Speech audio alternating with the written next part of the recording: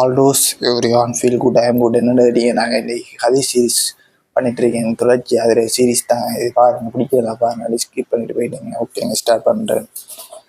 அமல்களின் சிறப்புகள் முதலாம் பாகம், தொழுகையின் சிறப்புகள். பிஸ்மில்லாஹிர் ரஹ்மானிர் ரஹீம். இதுபோல இன்னும் பல நிகழ்ச்சிகள் பலரது விடயத்தில் நடந்துள்ளன. அபுதாவுத் என்ற நூலில் 2 சஹாபாக்கள் பற்றி இது போன்ற ஒரு நிகழ்ச்சி குறிப்பிடப்பட்டது. 2 சஹாபாக்கள் 8 நாட்கள் வித்தியாசத்தில் மரணம் அடைந்தார்கள். பிந்தி மரணமடைந்தவர் முதலில் சுவர்க்கம் சென்று விட்டார். உண்மையில் தொழுகை எவ்வளவு பெறுவது என்பதை நாம் உணரவில்லை. தொழுகையில் இருந்து கண்களுக்கு குளிர்ச்சியிருக்கிறது என்று ரசூலுல்லாஹி ஸல்லல்லாஹு அலைஹி வஸல்லம் அவர்கள் கூறியதில் ஒரு உண்மை இருக்கத்தானே வேண்டும். ரசூலுல்லாஹி ஸல்லல்லாஹு அலைஹி வஸல்லம் அவர்களின் கண்குளிர்ச்சி என்பது சாதாரண விஷயம் அல்ல.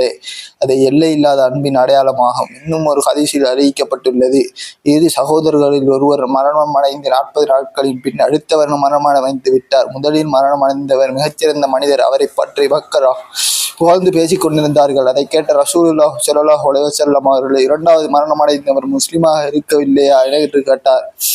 உண்மையில் முஸ்லிம் தான், அவர் சாதாரண தரமுடையவர் என சஹாபாக்கள் பதில் கூறினார்கள். அந்த 40 நாட்களின் தொழுகை அவரை எந்த நிலைக்கு உயர்த்தியிருக்கிறது என்பதை நீங்கள் அறிவீர்களா என்று கேட்டுவிட்டு, தொழுகைக்கு உதாரணம் ஒருவரது வீட்டு கதவுக்கு முன் ஓடும் மதுரமுள்ள ஆழமான ஆறு போன்றது. அதில் அவர் ஒரு நாளைக்கு 5 நேரம் குளித்தால் அவருடைய உடலில் அழுக்கு இருக்குமா என்று கேட்ட பின் மீண்டும் பிந்தியவர் தொழுகை அவர் எந்த நிலைக்கு உயர்த்தி இருக்கும் என்பதை நீங்கள் அறிவீர்களா என ரசூலுல்லாஹி ஸல்லல்லாஹு அலைஹி வஸல்லம் அவர்கள் கேட்டார்கள். ஹதீஸ் 8 ரசூலுல்லாஹி ஸல்லல்லாஹு அலைஹி வஸல்லம் அவர்கள் கூறியதாக இப்னு மஸ்ஊத் ரலியல்லாஹு அன்ஹு அவர்கள் அறிவித்துள்ளார்கள்.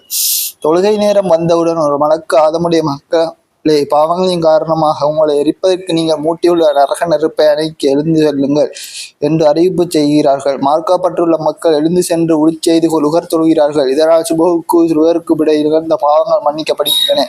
இதே போன்று அசரலி மஹரிபுல் இஸ்ஸாவின் சுருக்கமாக ஒவ்வொரு தொழுகை நேரத்திலும் இவ்வாறு நடைபெறுகிறது. இஸ்ஸாவுக்கு பின் அதிகமான மக்கள் தூங்கி விடுகிறார்கள். இருட்டில் விபச்சாரம், திருட்டு போன்ற பாவங்கள் செய்கிறார்கள். சில தொழுகை திக்ர் போன்ற நல்ல காரியங்கள் ஈடுபடுகிறார்கள். இதன் விளக்குரை என்னன்னு பார்த்தீங்கன்னா, அல்லாஹ் தஆலா தனது கருணையின் காரணமாக தொழுகையின் மூலம் பாவங்களை மன்னித்து விடுகிறான் என்று பல ஹதீஸ் நூல்களில் வந்துள்ளன. முன்னால் கூறப்பட்டது போல தொழுகையில் இஸ்திக்ஃபார் எனும் மன்னிப்பு தேடுதலும் இருக்கிறது. ஆகவே உள்ளத்தால் பாவத்தை பற்றி கவலை ஏற்படும் போது சிறிய பெரிய எல்லா வகையான பாவங்கள் மன்னிக்கப்படுவதற்கு காரணமாக தொழுகை அமைந்து விடும். அல்லாஹ் தஆலா பரிசுத்த குர்ஆனில் கூறுகின்றார்.